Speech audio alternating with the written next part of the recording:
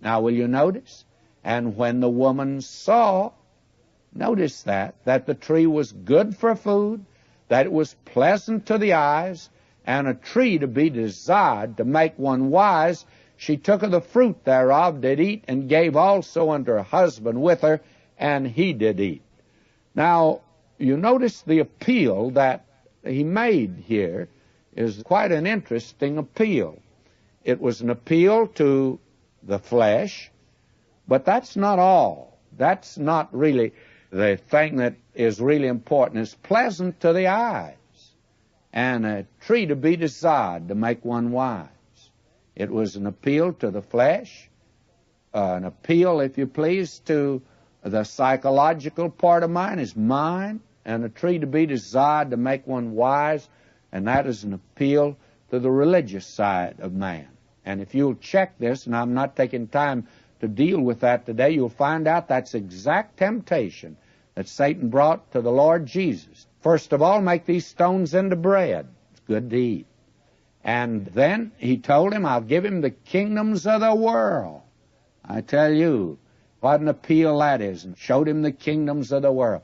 Pleasant to the eyes, appeal to the mind. And then a tree to be desired to make one wise. Cast yourself down from the temple. And do you know that today, I don't think he's changed his tactics. He uses the same tactics with you and me. And I think the reason that he still uses the same tactics is because it works. He doesn't need to change his tactics. We all seem to fall for the same line. And John wrote, for all that's in the world, the lust of the flesh, that's it, good to eat. The lust of the eyes, good to look at.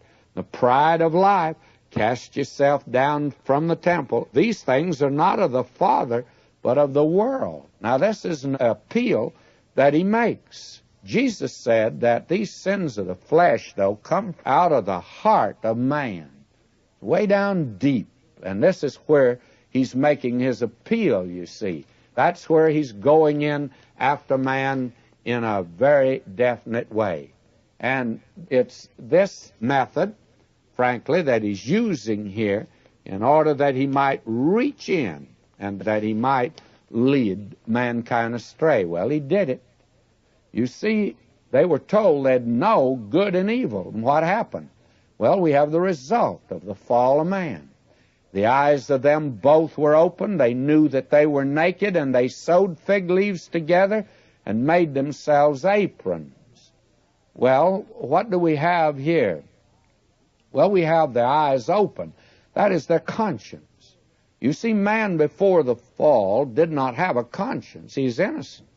Innocence is ignorance of evil. Man did not make conscience. May I say that there's an accuser that each one of you and I have, lives on the inside of us. The psychologist says today that we all have a guilt complex.